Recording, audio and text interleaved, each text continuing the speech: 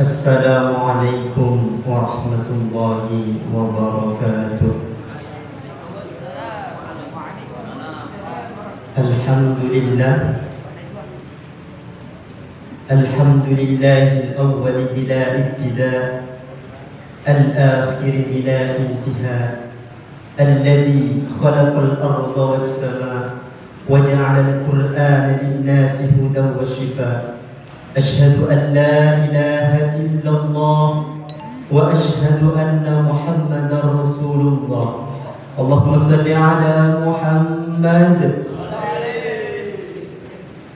Hadirin jamaah Masjid Bait Al-Quran yang dirahmati oleh Allah Subhanahu wa Ta'ala, izinkan saya untuk bertanya kepada hadirin semua, wabil khusus santri putra dan santri putri, dimohon dijawab dengan kompak.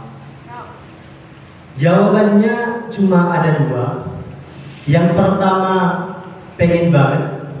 Yang kedua, tidak. Pertanyaannya adalah, apakah kita semua pengen masuk surga? Salah jawab, saya ulangi satu kali lagi. Apakah kita semua pengen masuk surga? Saya tanya ke santri putra, apakah santri putra pengen masuk surga? Enggak kompak sih. Saya tanya ke santri putri, apakah santri putri pengen masuk surga?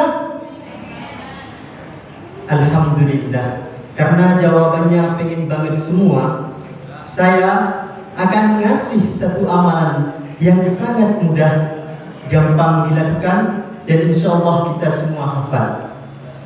Apa amalannya itu? Amalannya adalah membaca ayat kursi. Lantas misal dibantah oleh teman-teman, misalnya yang membantah Kang Alwi, Abo, sampean jangan mengada-ngada. Masa iya cuma baca ayat kursi bikin kita masuk surga? Kan tidak masuk akal katanya. Sebagai jawabannya, biar tidak salah paham, simak penjelasan saya sebagai berikut. Rasulullah sallallahu alaihi wasallam bersabda, "Man qara'a ayatal kursi fi duburis shalah, lam yamna'hu min dukhulil jannah illa ay yamut." Hadis riwayat An-Nasa'i. Hadis ini menjelaskan bahwasanya siapa saja yang membaca ayat kursi setiap selesai sholat, maka tidak akan ada penghalang bagi orang tersebut untuk masuk surga apabila sudah mati. Lalu diperjelas lagi oleh Kiai Khalil Yasin, ada 3 penjelasan mengenai kemudahan masuk surga dengan membaca ayat kursi. Yang pertama, perhatikan teks hadisnya. Man qara'a ayatal kursi fi duburis shalah, dibaca setiap selesai sholat. Memang amalannya ayat kursi, tapi dibaca setiap selesai sholat. Secara otomatis orang yang mengamalkan ayat kursi berarti sudah sholat. Kalau orang sudah sholat, insya Allah pasti akan masuk ke surga.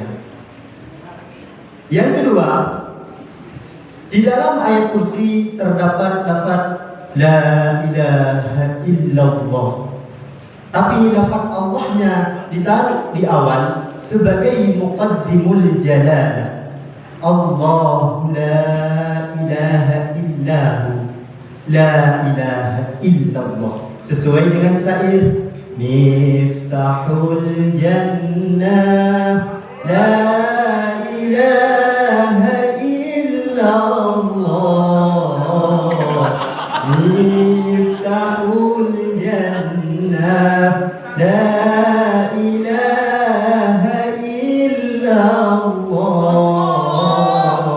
la ilaha illallah, Muhammadur Rasulullah. Ini suara yang ke-10 saya. Kalau suara yang pertama tak buat imam di Bandung nanti.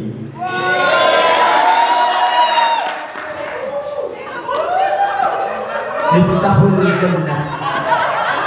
Kuncinya surga. La ilaha illallah.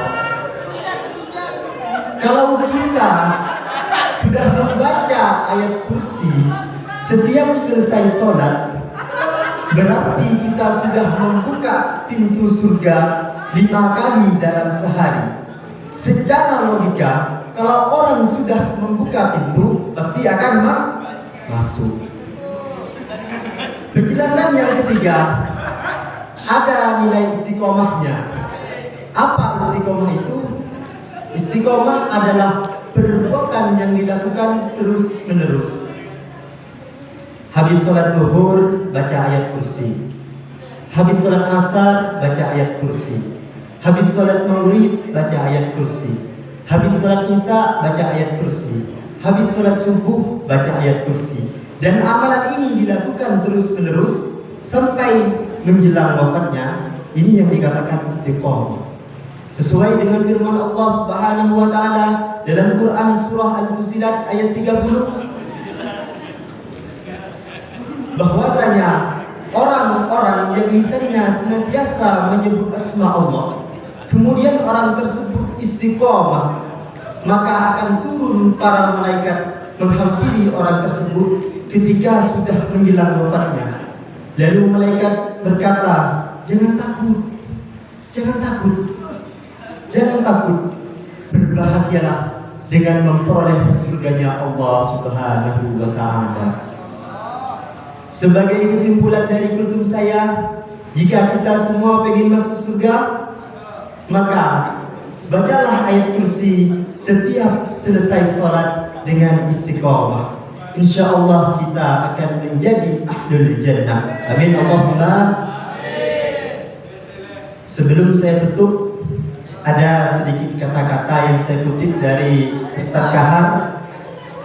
Beliau berkata, di dalam surga nanti akan ada kenikmatan-kenikmatan, yang mana kenikmatan itu lebih nikmat daripada kenikmatan di dunia.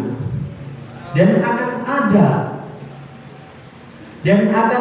keindahan-keindahan, yang mana keindahan tersebut lebih indah daripada keindahan di dunia. Misalnya kalau di dunia ada cewek cantik, manis, imut seperti Mbak Nazwa misalnya, itu tidak seberapa dibanding keindahan bidadari yang ada di akhirat nanti. Cukup sekian penjelasan dari saya. Wallahul musta'an ila sabilir rahman. Wassalamualaikum warahmatullahi wabarakatuh.